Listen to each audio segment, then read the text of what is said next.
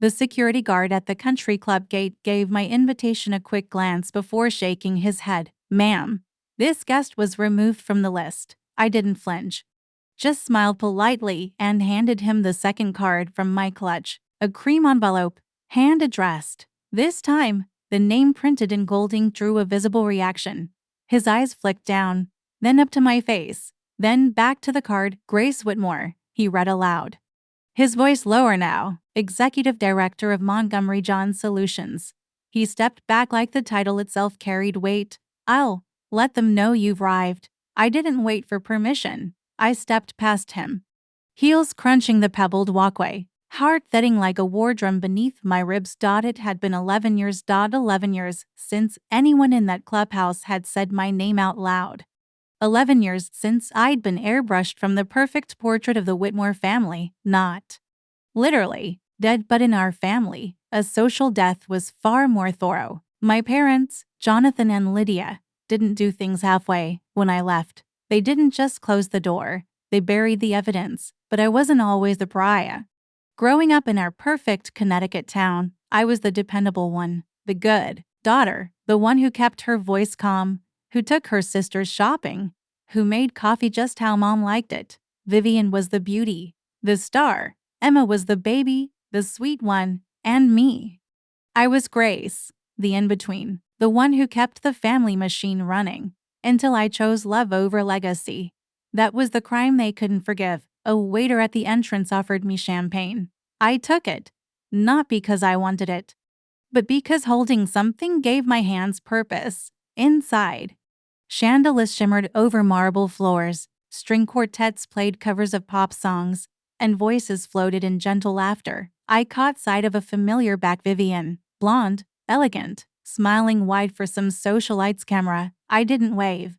I didn't announce myself. I simply walked in like I belonged, because I did. And tonight, they'd remember exactly who they buried. It started with Vivien. Of course it did. I was 22. She was 25. And David, was somewhere in between. Vivien introduced us at a summer party on our parents' lawn. Back when she liked to collect admirers like charm bracelets. He wasn't her boyfriend, not officially. He was just orbiting, one of many men dazzled by her looks, her name, her ease in expensive spaces, but she never cared for him. Not really. I did. We talked once, after the party, at a coffee shop he liked that served burnt espresso and stale biscotti.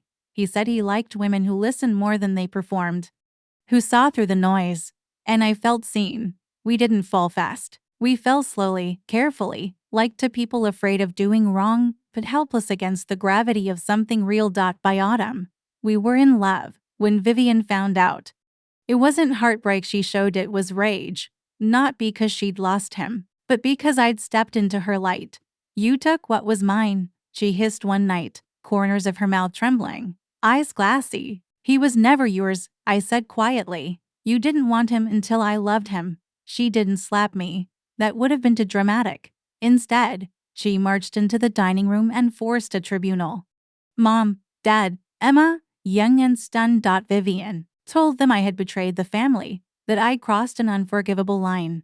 I turned to my parents, expecting, praying for nuance, for understanding, maybe even silence. But silence, I learned, can wound deeper than words. They said nothing, not even when I packed a bag, not even when David came to pick me up, not even when I told them I love him. Not a letter, not a call, not at Christmas, not even when Emma graduated.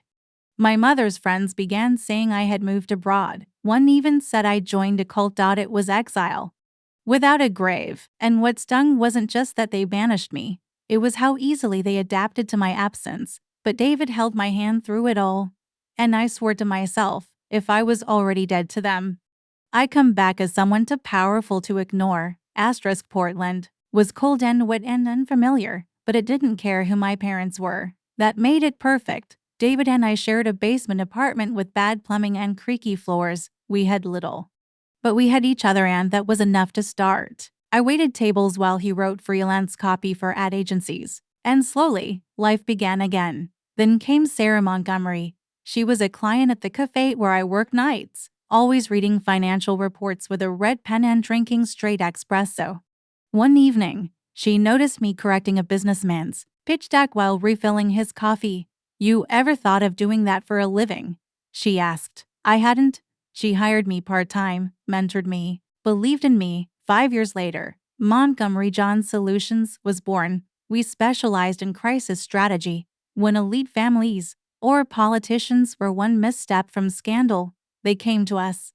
I had become the woman my family once pretended didn't exist, wealthy, discreet, and feared in the right circles. Then came the invitation. It was creamy white, gold embossed, and thick like a bribe. Inside, Vivien's handwriting curled perfectly. "It would mean the world if you came. Let's start fresh." But it wasn't an olive branch.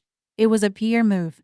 Emma confirmed it a week later when she called me for the first time in a decade. "Vivien wants people to see that she forgave you," she said. "It's good for her image." Forgave me. I didn't scream. I didn't cry.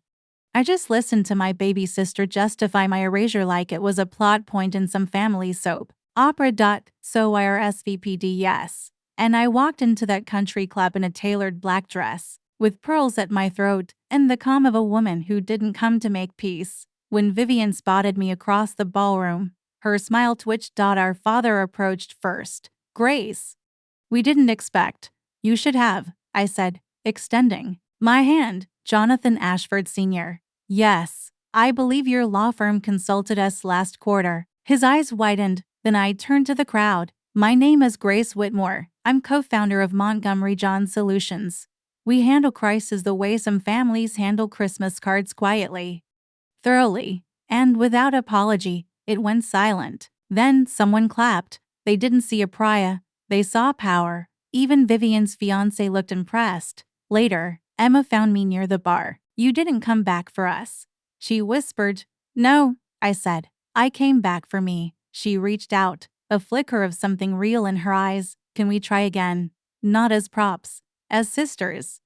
I didn't say yes. I didn't say no. I just kissed her cheek, smiled, and walked away, finally alive in a room that once declared me dead.